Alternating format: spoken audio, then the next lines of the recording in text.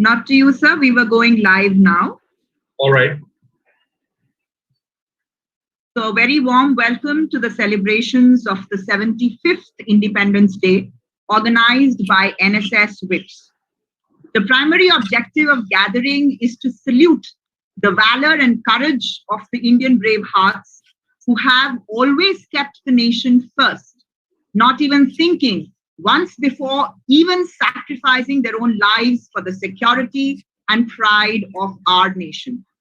Dear friends, have we ever thought that the ease and security with which we live is nothing less than a debt which we owe to such a brigade of soldiers who have withstood disastrous weather conditions, sleepless nights, separation from their families, and countless other sacrifices just for you and me.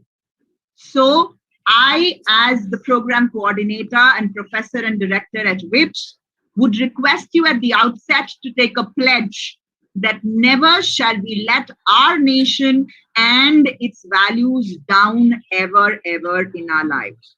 Over to you to give a brief introduction of this gentleman with us today as the guest.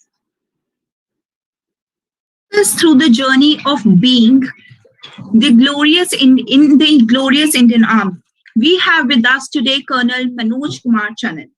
Colonel Channan has served the Indian Army for 26 years from 1983 to 2009 and has also been a part of the Indian Army during the Kargil War.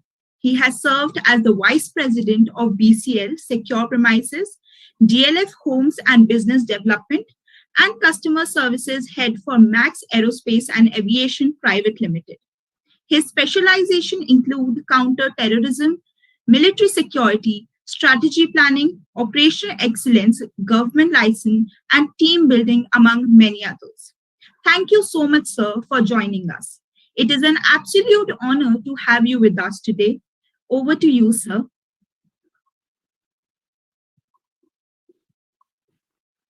Thank you, Professor Bopper. I think I got your name right. And the student of the Institute, and I can see Dr. Sudhir Kumar Mishra also there. A very good afternoon to you. And I would like to, at the outset, thank Professor Bopper for speaking some very kind words for our brave hearts who have not only served but sacrificed their lives for our country. This discussion, as I suggested to Shanti, was that I would speak very briefly about myself because that is something which is not really what you want to hear. I would rather like to have an interactive session with your audience and the faculty to ask any questions that they may have, which is involving the life of serving officers and men who do not see this as a job. Firstly, you have to understand it's a way of life that we all live. It is not for the ordinary that can come and serve the nation. And as you all are aware, Indian Armed Forces are a voluntary force. We do not conscript people. We do not force people to come and join us. And therefore, what we select is always the very best to make sure that the Shedford oath of honor that we all take when we pass out from the academy, which I will like to repeat for the benefit of the audience, is that the safety, honor, and welfare of your country comes first. The safety, welfare, and honor of your men comes second. Your own safety will always come last. Indian Armed Forces have a very rich tradition of leading all operations by officers, and they also have the highest casualty rate. As mentioned by Shanti, I have served in almost all operational areas that our army could think of. It started way back in 1987 when my regiment was part of the Indian peacekeeping force in Sri Lanka. We were the only armored regiment, and we spent about 2.5 years there in various sectors in Sri Lanka, which was spreading from Jaffna, Trincomalee, Batikulova, and Ragunya. Having served in Sri Lanka, one served again in the northeast, in Nagaland and Manipur, which is the home to the Naga insurgency, which fortunately is under now a peace accord, which has been signed a few years ago, but yet complete peace does not exist. Thereafter, one has served in Jammu and Kashmir.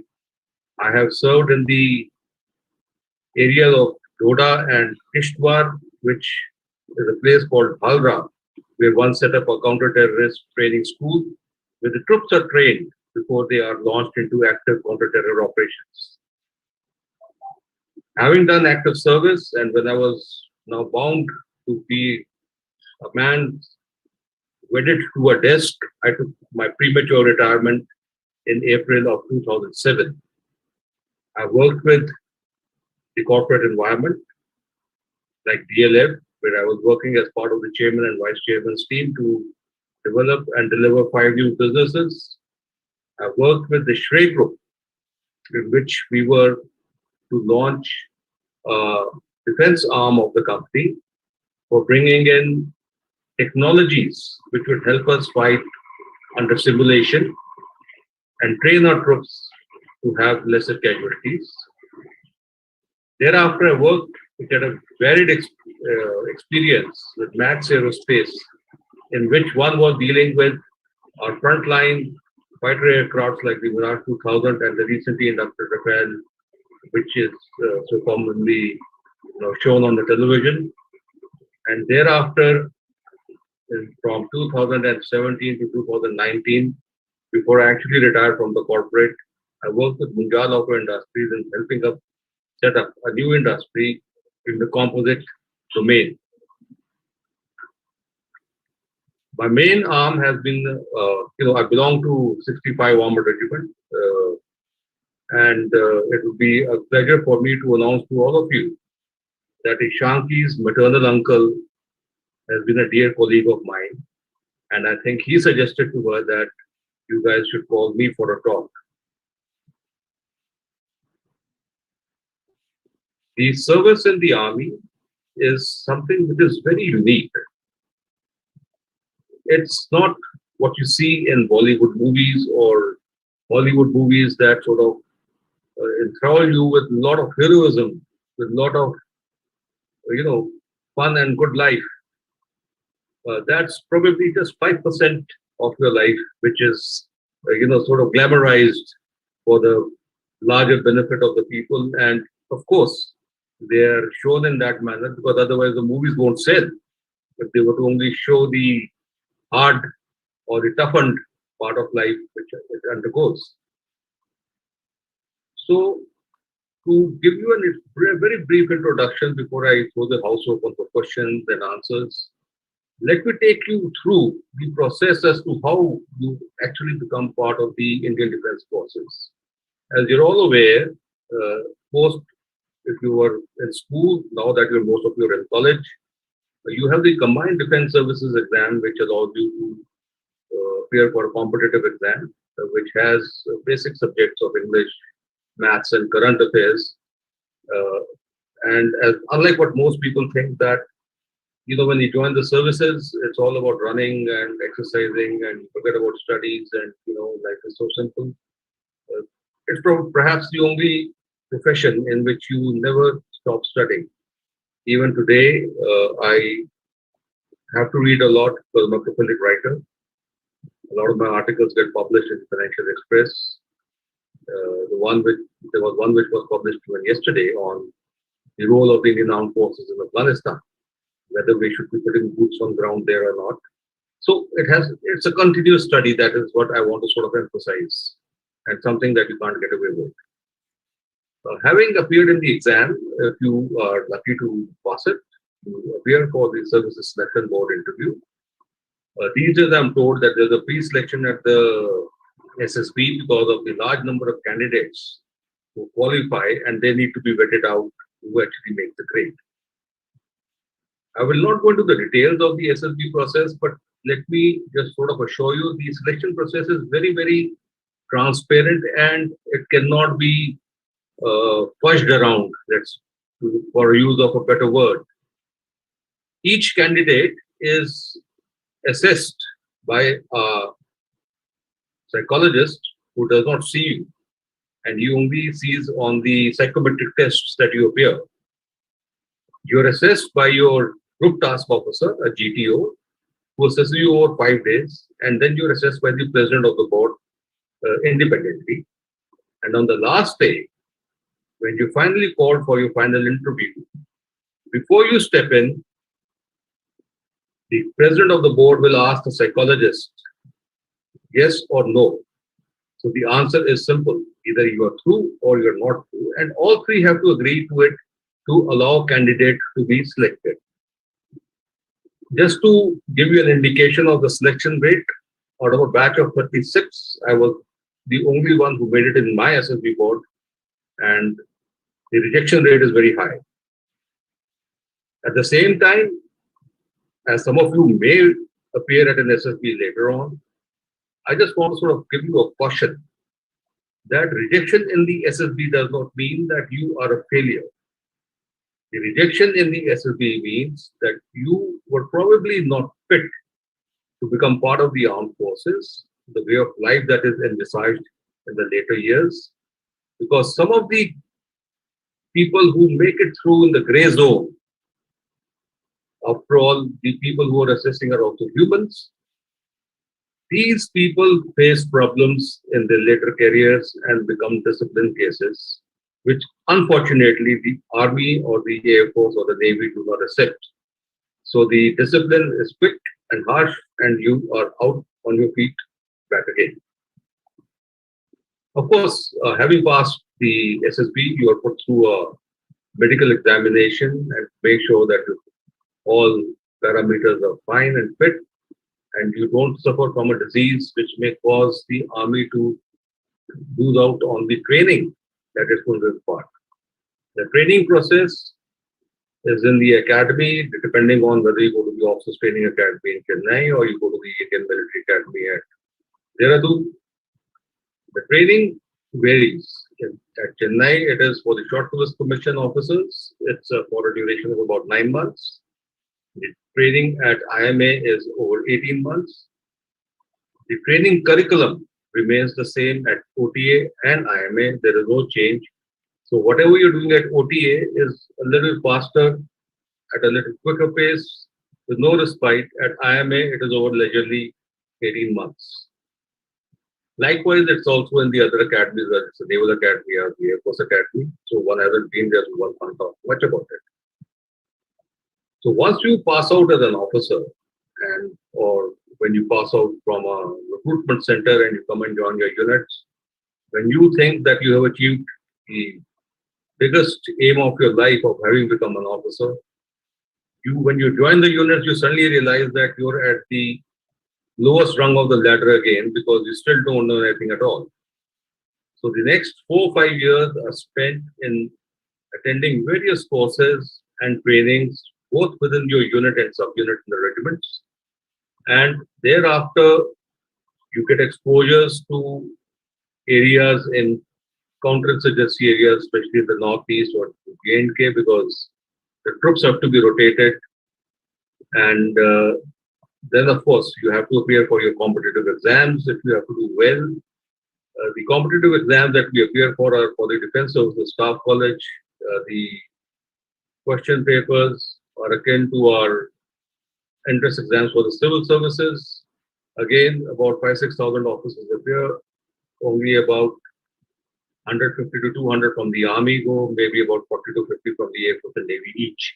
So it's a very speculative and a very competitive exam that one has to pass. And you spend about 44 weeks at the Defense Services Staff College at Wellington, in which your entire process of thinking is sort of moderated by very experienced instructional staff. And of course, a lot of guest lectures are given by various personalities across the board at the national and international level. And having passed out of that institution, you find yourself to be a very changed man after 1 year.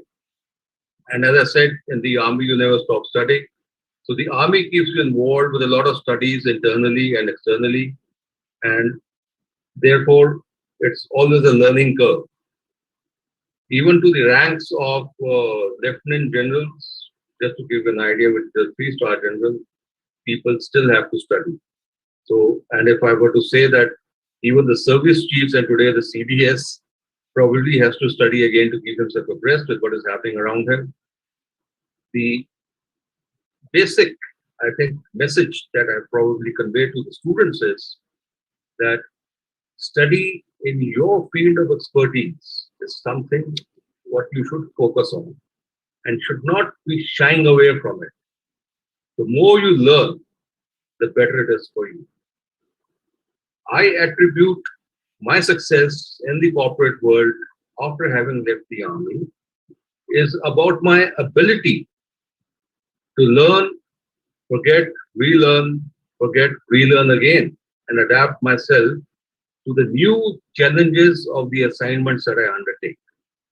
And that is something I think as young students, the young children that you have to factor it into your life to make sure that you always succeed. Like in the armored corps, from the tank regiment that I come from, armor flows like water. When there's an obstacle, it flows around it. If it can go over it, it goes over it.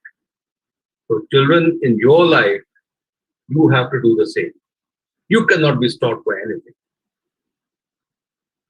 If you take your minds back to an operation in Jaffna University around the 16th, 17th of October 1987, there was an attack which the Indian Army overtook at Jaffna University in Sri Lanka, where the LTT headquarters was supposed to have been located. It was a heli-borne operation. 30 troops of 13 Sikh slithered down from the helicopters. They were caught in a murderous fire from the LTT. We lost 30 people in a matter of 40 to 45 minutes. It was a bad operation, a little setback, but it did not deter the other troops from reaching there and eliminating the LTT. Let's switch over to 1999. Pakistani intruders, along with the Pakistan Army, were sitting at heights at about 16 to 18,000 feet. They thought that Indian Army will never be able to capture them and they'll never be able to take the heights back. The facts and figures of the casualties, and very recently the Kargil Divas was also celebrated. And if you follow Twitter handles like Lest We Forget and other such social media, it will indicate to you on an average that every day we remember one of our brave hearts who has died somewhere along the line of control, line of actual control, or fighting in the Northeast to make sure that peace and tranquility are maintained. So let's step away from the war zone for a while and let me just give you another aspect. The responsibility of the army is to ensure that the government of India is able to carry out its tasks in areas which are disturbed. It is not our job to make sure that it becomes a peaceful area, because that's a matter of political governance and of the bureaucracy to deliver what it has to deliver. We only ensure that the government is able to function in the manner it can. If you were to take your minds back to August 5, 2019, the abrogation of the Article 370 in Jammu and Kashmir and the Article 35A, now, that was something to ensure that it gives everybody equal rights. It is decision is of the government. The delivery of ensuring its compliance is with the enforcement agencies, primarily led by the Army and KTP. However, please be assured that all operations that are carried out are with an element of the local police agencies also. It's not only the army that is doing it. There is a very, very strict control on collateral damage, ensuring that people that you are engaging with are not unnecessarily shot at. That is why, as I said, do follow lest you forget Twitter handle, and you'll realize the amount of people who sacrifice in ensuring these strict guidelines to ensure that our other countrymen do not suffer. The army also does a lot of humanitarian relief. It's called Aid to Civil Power, or it is called Humanitarian Assistance and Disaster Relief, HADR, which is as called. COVID, very recently, you may have seen that when the second wave probably hit us, we had the naval ships, the Air Force, flying in equipment from countries abroad, bringing it to India, and then shipping it internally to the location where it was located. Not only that, the Army Medical Corps and its equivalent in the Air Force and Navy set up various hospitals and ensured that the population where it was worst affected was not sort of deterred from getting proper medical care. At the end of the talk, that I would just say is that if you wish to serve, it has to be a selfless service. You get no medals, you get nobody claps for you. What you do is you do your job and you come back home. You feel very happy that you could do something in which you could help our citizens, and that's where it ends. Yes, some people do get decorated with valor, and they are rightfully given their due at appropriate time frame. But I think one of the biggest medals one can get is that when you join the army and you can leave the army in perfect health without any loss of life or appendages. Just to share with you, as part of the Operation Pavan, that was the Sri Lanka operations, we commemorated the sacrifice of about 1,200 killed and 3,000 injured and maimed on 29th of July this year at the National War Memorial.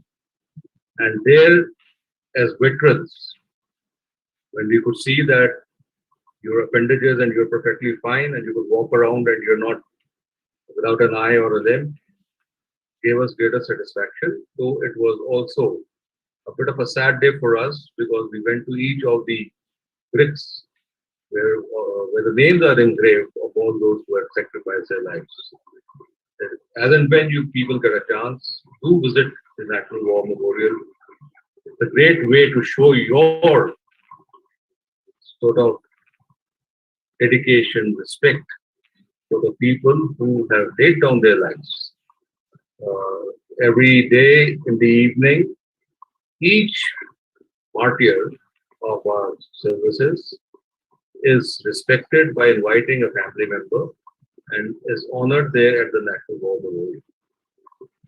There's a National War Memorial app. You're most welcome to sort of download it. And if you have somebody who's sacrificed his life and you want to know where that plaque is, the app helps you find where that plaque is.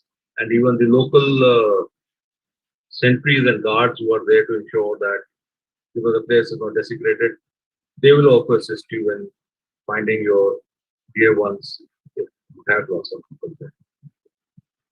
I think I would like to stop talking about what I have to say. I would now invite questions from all of you. I'm very happy to answer them and sort of clarify your doubts because unfortunately we have a WhatsApp university and social media which conveys a lot, both positive, negative, and areas of gray. So it's always better to clarify your minds from people who know the business and can tell you exactly what it is. Thank you so much, sir. Yashika, before you present a formal vote of thanks to sir, I would like to put across a couple of questions to sir, which have come from the students. Sir, the first question, which I have just, which actually belongs to me, says that you spoke about a word called voluntary force.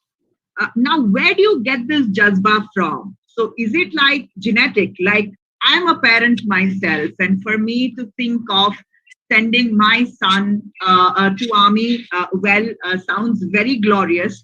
But the time I know that he's going to be right there at the border and maybe dead at the second moment, I don't think I'm that courageous a mother. So is this a problem in me, or is it something special about you and your mother? Ma'am, just to answer your question, it is something which is inbuilt in you, and I think it will be also in your child. It would be inherent. It's just that if your child gets an exposure to the services, if you take your child to an army unit or you expose him to the National War Memorial or take him to the Air Force Museum at the Palam Airport, this would encourage him to start thinking that when he sees the respect and the awe of a man in uniform, it will automatically motivate him to join. Just to step back and me and myself kind of a story. I was in firstly my wife on my in-laws side.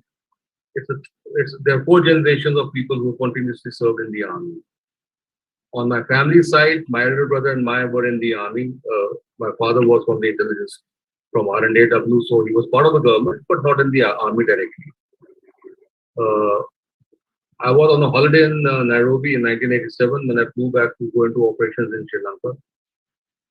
In 24 hours, I was from Nairobi into Jaffna, which was a war-torn area. And everybody in and around me sort of felt that it was India's Vietnam War and anybody going into it is not going to come out alive. But never ever did my parents or my mother sort of feel, I mean, she must have felt sad internally, but she never sort of allowed it to come and be expressed. Then in 1999 or in 2002, when the parliament attack took place on 13th of December 2001, again we had an Operation Prakam that was announced. I again left Delhi to go to my unit in about 12 hours time frame. At this time I was married, I had two young girls, but never for a moment did I think that I have to now look after my family and my children. That time my unit was more important to me. It would have been very sad that had I stayed on in Delhi and had war broken out, that I was not with my men. You know, it is something which is not just thinkable. So it's not that it's not there amongst all of us. It's just that the exposure, if you are given, even you would probably say that let me join the TA and now be part of this army. Thank you so much, sir. I salute this kind of a jazba.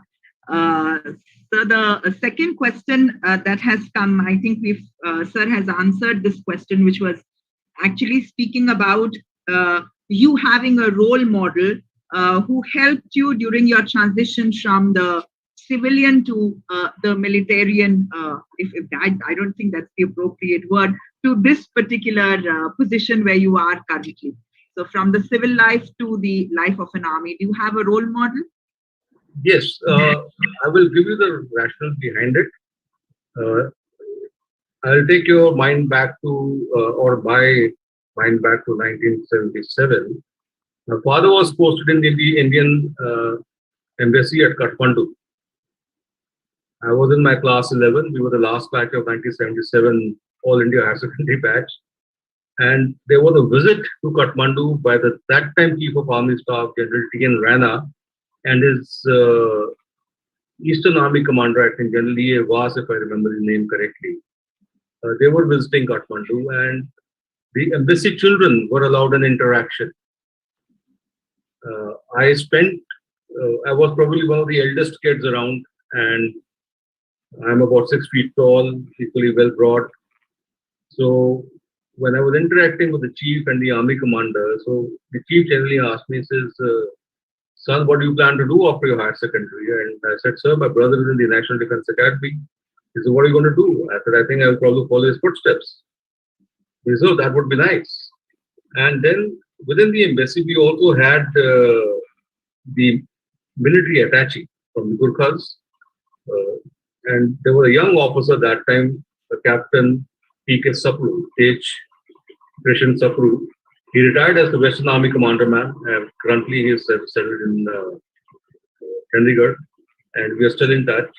So these are 2 or 3 people who sort of, when you saw them in the uniform and the bearing, the way they were conducting themselves, it gave you a great pleasure to be part of the same service. So, and then of course, when a brother got commissioned, visit to his unit before joining the army sort of motivated me to join the Armored Corps, which is the Tank Corps. I hope I could answer your question. Sure, sir. So away from the glamour, the students have a little different kind of a question. So they are saying that if you do not mind, sir, can you reminisce about a funny incident you experienced which happened in military? A funny experience. This is something I'll have to really think of. So there are a number of experiences that you have. The funny experiences are, especially when you're a young officer, and especially when you're dined in. I mean, these are lighter moments not to be taken seriously by young children around. Your seniors on your dining in sort of give you a mixture of drinks and things that happen. And as young boys, you are not really exposed to the vagaries of the hard liquor. But once you are high and dry and you've lost your senses, what you keep saying and what is being recorded and heard by the various ladies and officers around you, and after 2-3 days, when you again meet them, they sort of tell you what all funny stuff you did. So there are pranks being played at all times amongst the officers in particular, and but there are no specific things that can immediately come to my mind, so I really can't think of it straight away. Sure, sir. Another question is, sir, what is it that actually make you move from your army life to back to the civilian? I mean, why did you have to take a premature retirement? I mean, I'm sorry if I'm being too personal here, but was there a specific reason? Was it very disturbing for you that you had to switch to take in premature retirement? No, it's not something really disturbing. Let me just sort of clarify this to you. In the army, it's a very pyramidal kind of a structure. It's a pyramid you have to see. There's only one man at the top. So what happens is that when you are put through your selection board processes, the first board now takes place at the rank of a full colonel. In my case, it was at the rank of a lieutenant colonel. So you made it from a major to a lieutenant colonel. Then from a lieutenant colonel to a full colonel again, you go through a process of selection. Then colonels to brigadiers, brigadiers to major generals, major generals to lieutenant generals, and finally the chief. The Armored Corps is a small arm, therefore it does not have too many vacancies. So I could make it from my major's rank to lieutenant colonel, but from my lieutenant colonel's rank to a full colonel, I couldn't because there were no vacancies. Now that did not mean that I had to leave the army. I could have been adjusted under various other appointments to have continued to the full service. There were two things at a very personal level for me. One, I felt that yes, I was much more capable than being overlooked for my next rank. So instead of being superseded by somebody junior to me, I decided to take a premature retirement because in any case, had I continued in the army, I would have been at a desk job.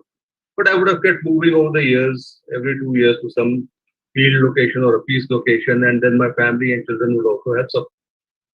So the decision to take a PMR and join the CV Speed was firstly to give stability to my family and to my daughters. So I have changed about 14 to 15 schools as a child because my father was also in government service, as I mentioned. My daughters, before they could finally get stability, had changed a number of schools, but not as many as I did.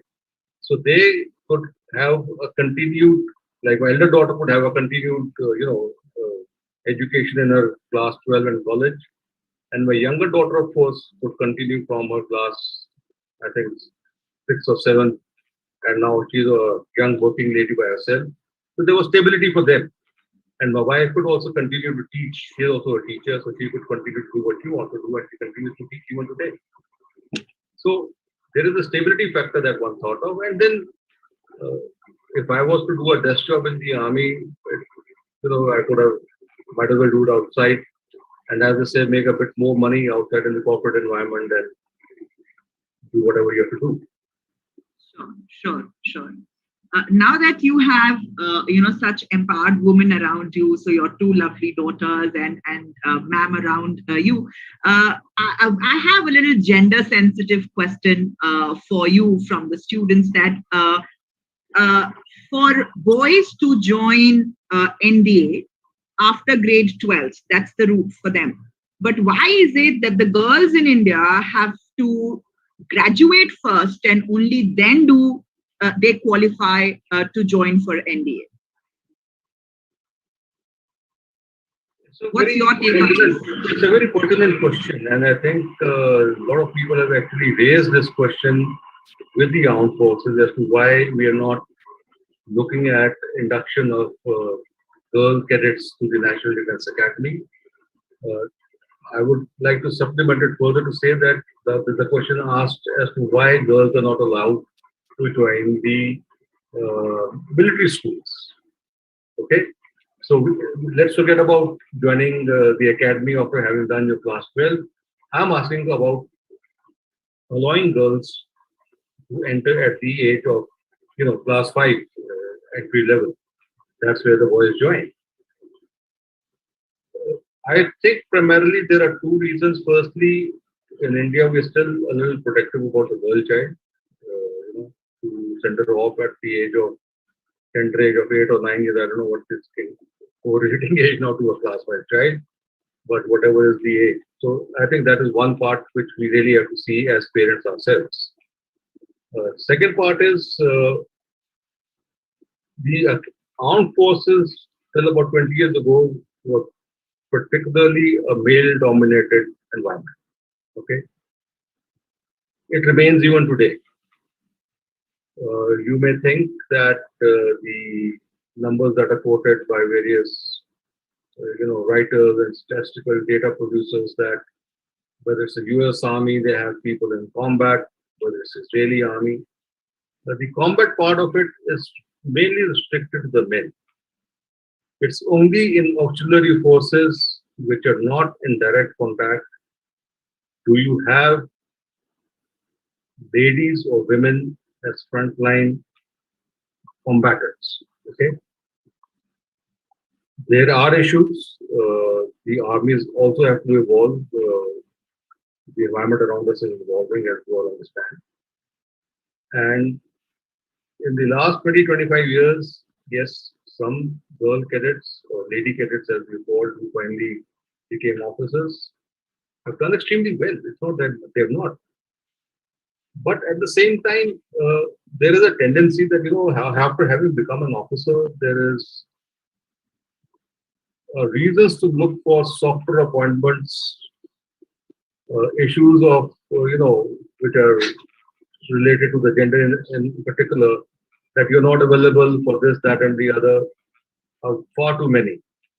In the case of the men or the males, there are no questions asked. Nobody gives a damn about you whether you slept or not for 2 days or 4 days. So it's a little thing which will take its time to evolve. And I'm sure that in due course, maybe in about 4 or 5 years from now, you will have a women's wing of the National Defence Academy. And let me assure you, when I went to the active, because in my case, in my time, we never had lady cadets. The lady cadets came much later. But when I interacted with the younger lot, when I was still in my unit, who had lady cadets as their seniors, They were as vicious as the menfolk around. So it's all the same. And they're the same set of people. Doesn't make a difference whether you're a man or a woman. I just hope everybody, starts thinking from your perspective, because it was very sad to read when the Supreme Court passed the judgment and the center objected and said that, the troops are primarily men, and for them to be commanded by a woman as an officer would be a little painful because they are not used to that culture. But anyway, we No, I think leave I it would on like a to positive. give you a little correction here. There is no question of anybody saying that I would not like to be commanded by a lady officer. Today, when there are no women at the lower ranks of the army, other than the military police, there is no question of any man saying no to an order. I mean, the law is very clear. And there is no question of an officer saying no to an order by a lady officer who's senior to him. So these are things which are probably debated outside more. If I were to tell you that if you get a chance to visit a unit, those people cannot think what is happening outside in the neighboring marketplace of that place where they're posted. Forget about Delhi or other social media, what is happening around us.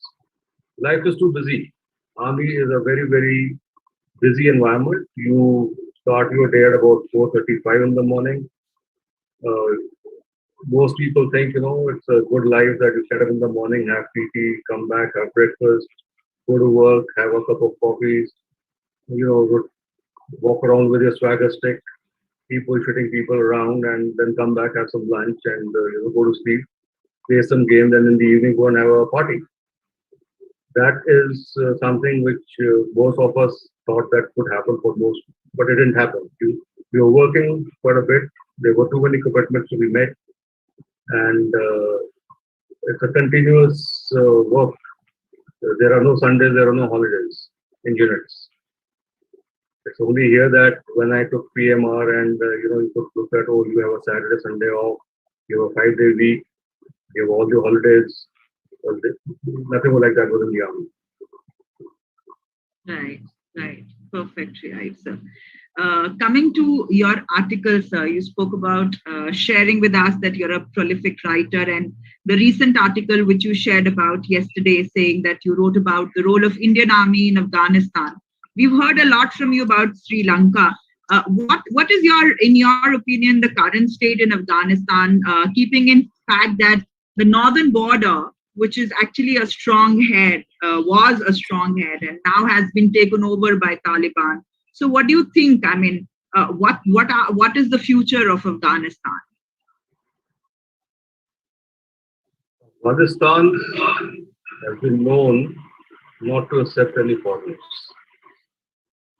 If you were to see Afghanistan, Afghanistan is a country of rugged hills with limited access available to transgress those hills. So it has a bunch of tribes which are totally patriarchal in nature, believe in the Sharia law, uneducated lot. I'm not trying to demean any religion. It's just I'm talking about Afghanistan. So please do not misunderstand me. The average Afghani is a person who likes a long distance contact. He does not like to come in close and fight with you. So therefore, over the years, when we talk about the times when the Britishers were here and they were trying to take control of Afghanistan, they could do so by appeasement or by paying bribes to the tribal lords or the jigras and getting them onto their side.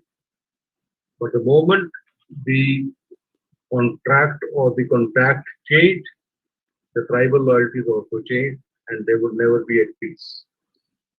Let's switch over back to the 80s when the Russians came in. They thought that they would be able to subdue the tribal might by use of their armed forces. They could not do so. They also had to withdraw. Americans are in the process of moving out. They thought that they had trained the Afghan National Army to a level which was way beyond the training of the normal armies around. And let me share with you that some of these army officers of the Afghan army have also been trained by the Indian army. Now, that army is not a cohesive force for the fact that their loyalties are tribal. It's not to a nation. So when it comes to tribal loyalties, and now the Taliban, which has now overnight almost taken back most of Afghanistan, there is an understanding in the think tanks and the strategic community around that when the Americans decided to pull out, if you remember, you may have seen videos or you may have read about it, that they left all their equipment and ammunition and their Humvees and arms and ammunition intact for these people to take over. Now, if I were to vacate a land, like Indian Army withdrew from Sri Lanka, it did not leave behind vehicles full of petrol and lots of ammunition for the others to fight with. We came back with whatever we had taken. Americans decided to leave it behind, and I think it was with an intent. And that intent is now being played out. Yesterday, there was supposed to be discussion between the Taliban, the Russians, and some Indian representatives on finding a way to broker peace. The Taliban has also been speaking to the Chinese. They are looking at the Chinese because the Chinese have surplus dollars to pay. They are looking at making money for themselves. The love affair with Chinese, let's see how long it lasts, because I don't think it lasts beyond a decade before the tribal affinity comes foremost, and again you're back to square one. I can share the article which I wrote with Ishanti. You can pass it on to you guys. It was published yesterday. The challenge is that it remains a cauldron of conflicting interest. When the Americans sort of created the Taliban in 1979-80, when the Russians were there, it was for the purpose of troubling the Russian army. Now, when the Americans were there, I would not like to state it openly, but it's to be understood that all forces inimical to the American army would have supported the others around to make sure that life becomes hell for the American guys. Now that the Americans have also withdrawn back, now everybody is trying to stake a claim to the Taliban faction, which could be most dominating, and therefore that country's interests are sort of looked after. The Indians today have no interest in Afghanistan other than the fact that the humanitarian aid that was given, that in any case the Taliban would destroy or do whatever they wish to do with it. We have no means to protect it. Let's be honest about it. To carry out operations in a hostile area by the Indian Army or the Indian Air Force for that matter does not make sense. We have our own issues at home. We have the Chinese looking at us across the line of actual control. We have the Pakistanis along the line of control, which we are aware is at the moment peaceful, because the Pakistanis wanted that peace from us in the month of February because they knew what is going to play out in Afghanistan now. That's why they have sent about 30,000 troops.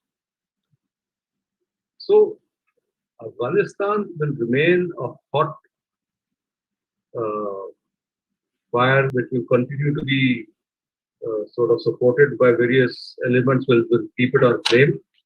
But ultimately, let's accept it, the Afghanis need to figure out for themselves what's good for them. The Britishers couldn't do it for us. We had to figure it out for ourselves. So why should we or somebody else saying that we can do it for the Afghanis? Sure. Absolutely. I can see the clock ticking, but there is a last question that I would like to put across, sir. So the question is, and I'm reading it verbatim. Sir, I'm quite interested in joining NCC. but due to lockdown situation, I haven't yet. So can you guide me how and where I could join NCC camp in Delhi itself? You see, NCC is a good option to get an exposure, whether it's the NCC or the AACC, Air Cadet Corps or Naval Cadet Corps. They are the equivalents of the NCC. You would have to sort of reach out to your college, because the college would have its NCC desk available. And for those who are keen to join the armed forces also, it will be of interest for them to know that if you pass the C certificate of the NCC, you have a chance of going straight for the SSB also. So you have an easy access, but other than the fact that, reaching out to your college NCC officials, there's nothing much I can suggest, because going to the NCC headquarters really won't help. It's your college affiliated NCC guys or in that area where the NCC exists, only those people will be able to help. So I have an answer to this question, sir, very rightly said. So you can contact me if you are interested in NCC. So from NSS, we'll link you to the university. So you can be a part of NCC. I'm sure there'll be so very many more wanting to join after listening to this glamorous and a very passionate conversation by Sir.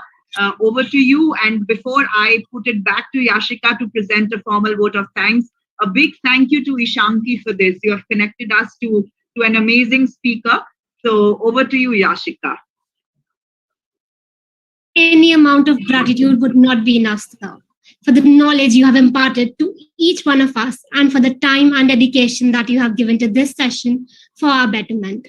We thank you, sir, for such an insightful session. All of us are taking a lot of motivation and enthusiasm to bring a change and work towards making our country proud of each one of us in whatever ways we can. We would like to extend our thanks to the management, faculty coordinators, student volunteers, and Ms. Megha, our administrative coordinator, for the consistent support and faith which they have invested in us. Wishing you all celebrative years of independence full of glory ahead. Let me leave you here with a highly patriotic assemblage of words by the head girl of WIPS NSS Society, Dhriti Bhardwaj.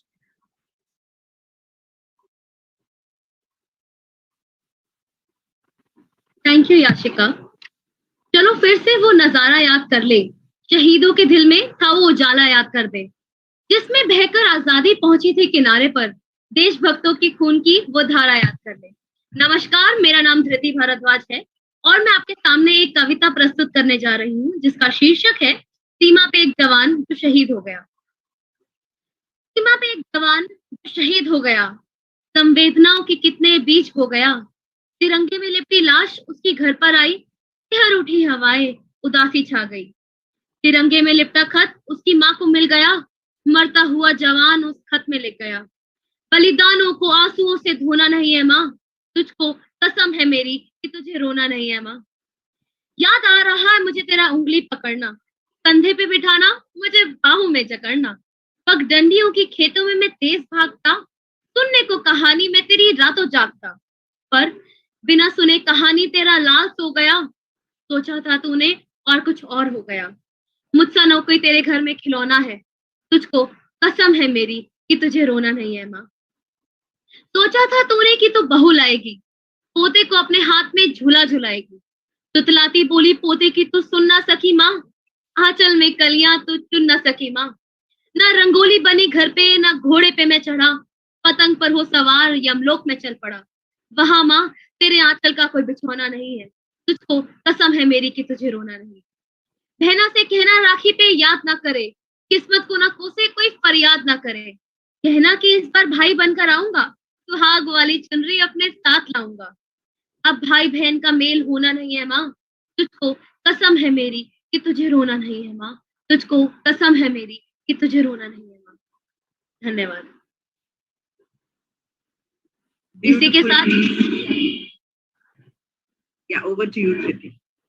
इसी के साथ मैं आप सभी का धन्यवाद करना चाहती हूँ। आप हमारे साथ बने, आपने चन्नन सर का साथ दिया और चन्नन सर आपको भी बहुत बहुत धन्यवाद हमारे साथ जुड़ने के लिए।